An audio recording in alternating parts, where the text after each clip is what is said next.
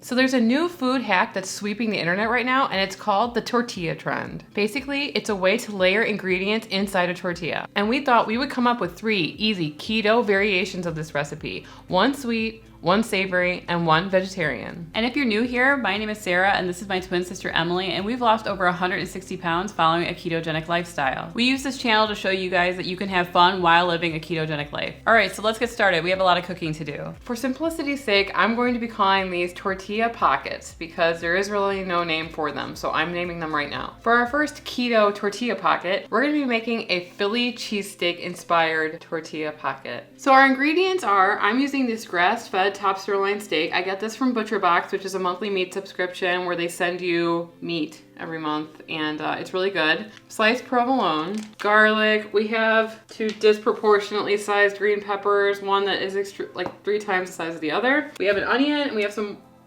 Worcestershire sauce. Maybe a couple tablespoons of that. Mayo, because I add mayo into everything. If you don't like mayo in your Philly cheesesteaks, then that's on you. There are so many different types of low-carb tortillas that you can buy now on the market. We prefer the Mission Carb Balanced flour tortillas. Those are our favorite, but if you want to save a little money, you can get these Fit and Active low-carb tortillas. They sell these at Aldi, and I believe that they're like $2. Like, that's about half the price as these ones. So first things first, we're gonna get our bell peppers and our onion thinly sliced, and I'm gonna get that cooking, and then we'll work on the steak.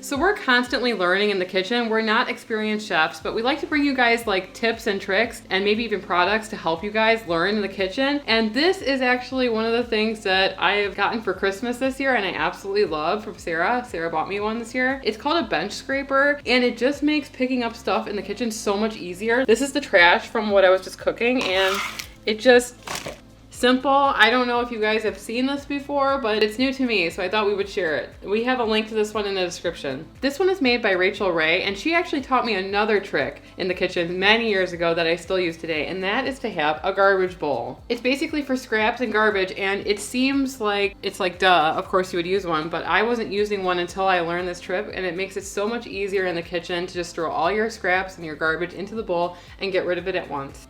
Thanks for the tips, Rachel. Not like Rachel Ray is actually watching us right now, but if you are, thank you. You taught me to cook during my 20s and even my teens. You're right, that's true. I used to watch 30-minute meals every day when I would come home from school. That and MTV. What was that countdown called? I don't remember. TLR. NSYNC had the top tune every day for like 5 years. Remember that? Yep. Are you an NSYNC person or are you a Backstreet Boy person? Let us know in the comment section below. What? You were Backstreet Boys? No, you were Backstreet Boys. No, I was yes, not. You were. You're lying. No, I was on. What? You like that Kevin Little person. Or I never did. Yes, you did. You know what? That's totally a lie. I never liked Backstreet Boys. I always loved NSYNC. I love Lance Bass. We really want the bell peppers to shrink in size because you're not going to be able to fit that much inside these things. I made enough to make about 50 sandwiches, so let it cook down. Be patient with it. We're going to be adding some, Worcestershire. Worcestershire. As fast as Worcestershire. We're going to be adding this sauce. I'm going to put these aside in a bowl to cool off, and we're going to move on to our steak. I'm going to be using the same pan and everything. So I've been doing a little research on what the best way is to cut this type of steak, and it's to put it in the freezer for a couple of hours so it's semi-frozen, which is going to make it easier to cut super thinly.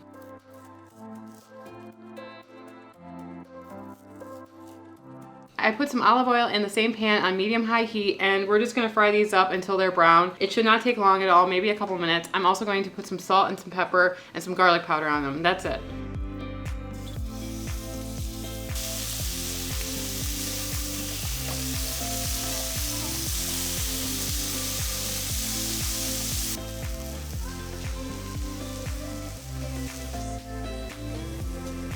And because these are so small, they're like little triangles, I'm gonna chop up this meat a little bit more just so it fits in easier. We prefer our tortillas to be extra crispy, so what I'm gonna do is I'm gonna fry it on both sides, and I'll show you how. I'm gonna make the initial cut here. You need to make this cut in the recipe for it to work. Then I'm going to lightly fry it. I'm gonna lightly cook the side that's on the inside, and then we're gonna cook the outside in the pan. So the thing about this recipe is that there's a trick to folding the tortilla, and I'm gonna show you it right now. Practice before you start filling so you know what you're doing, because if you don't, it could turn up to be a big mess. You cut the slit down here. This side is gonna be filled. You're gonna flip it, and then this side will have filling, and then you're gonna flip it again, and then you're gonna have all your fillings in these layers in between here. Don't fill too much. I'm gonna put my cheese on the outside, and so that way every piece is gonna have a little bit of cheese on it. And then you're gonna do the quadrant method.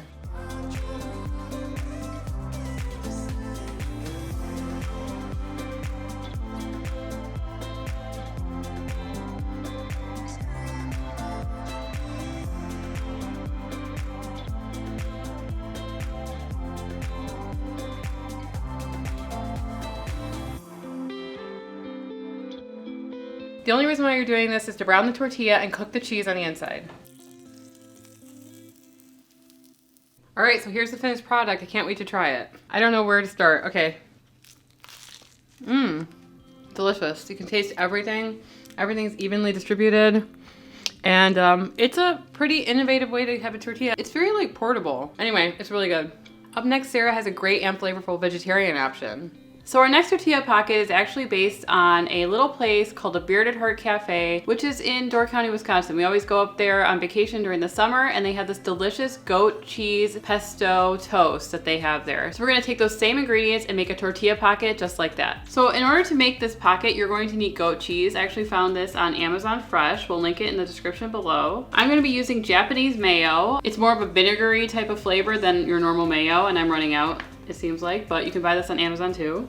We're also gonna be using baby arugula, basil pesto, and some roasted red bell pepper. So it's the same technique that Emily used to fill hers. We're gonna do the same thing here. We're gonna fill up all of our different quadrants with our different ingredients. So I'm gonna take the pesto and the mayo and combine it and make sure to spread it all over so that we can make sure to get it in every layer of the tortilla pocket. Adding wet ingredients on an uncooked tortilla will make it fall apart. So pre-frying it a little bit beforehand really helps with that. The first thing I'm gonna be adding is our goat cheese that has truffles in it. Next, I'm gonna be going in with our roasted red peppers, arug,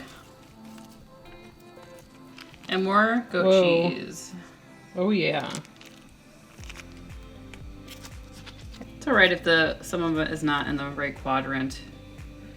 Fold, fold. So we're gonna put this in the pan just to melt the goat cheese a little bit.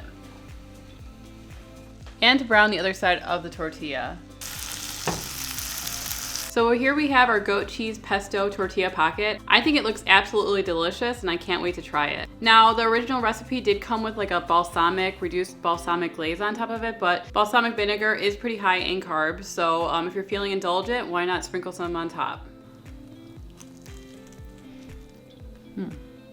This is like perfect for like a spring day. Just love the flavors. Arugula is nice and crisp and bitter. The truffle goat cheese is just really special and adds like an earthiness to it. I love it. I would definitely recommend you guys trying this one out. So the last one that we're gonna do is going to be kind of like a cinnamon roll one with cream cheese that we've sweetened a little bit with about a tablespoon of allulose that we've kind of softened in the microwave a little bit. We have some toasted pecans, which I'm going to mix in with some of this Lecanto maple syrup. Just maybe a tablespoon. It's gonna get it nice and gooey. Just a splash.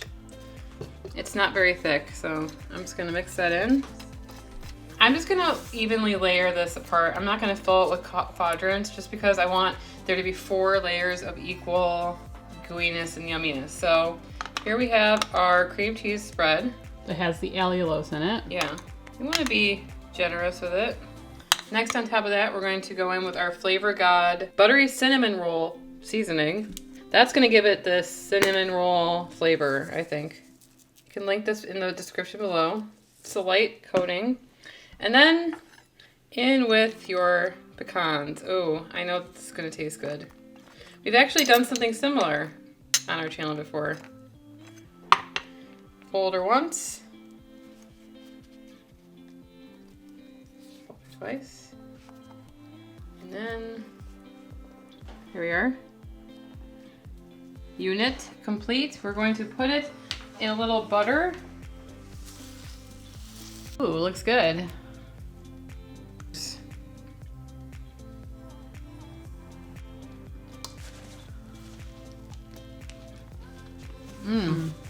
Tastes just like a cinnamon roll. It's soft because we didn't pre-cook this one.